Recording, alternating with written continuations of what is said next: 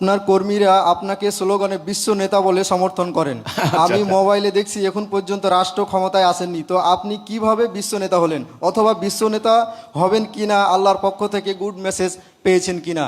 দেখেন, এটা আপনি বলতে পারেন যে কর্মীরা যখন স্লোগান দেয় তখন এটা তাদের স্বপ্ন, এটা তাদের কল্পনা, এটা তাদের ভাবনা, এটা তাদের আকাঙ্ক্ষা, চাওয়া যে আমাদের ইমাম তিনি এই যে কথাটা বলছেন, বিশ্বের মানব জাতির যে সংকট, মানুষ যে অশান্তির মধ্যে আছে, এই অশান্তি থেকে বাঁচার জন্য হিজবুত তাওহীদের ইমাম যে প্রস্তাব দিচ্ছেন এটার বিকল্প কোনো পথ নাই। কাজেই ইমামের এই প্রস্তাবনা যদি গ্রহণ করা হয় তাহলে অশান্তি দূর হবে, এবং যার মাধ্যমে অশান্তিটা দূর হবে তিনি স্বাভাবিকভাবে বিশ্ব নেতা হওয়ার মতো। এটা হচ্ছে আমাদের কর্মীদের একটা মনোভাব, একটা আকাঙ্ক্ষা, একটা চাওয়া।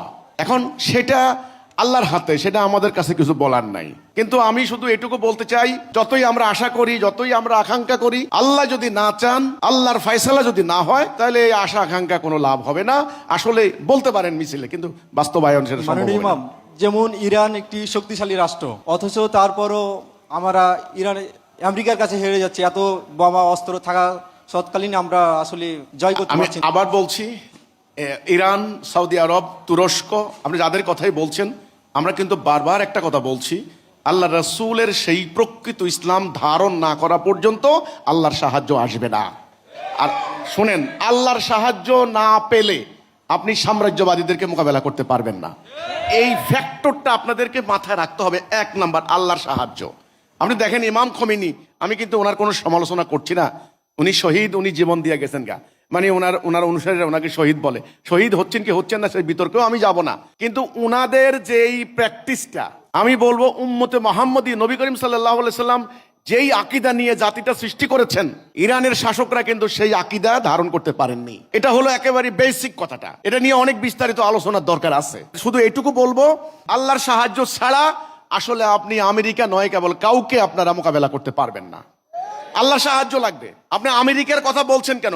আমার বাড়ির পাশে আমি নিরাপদ না।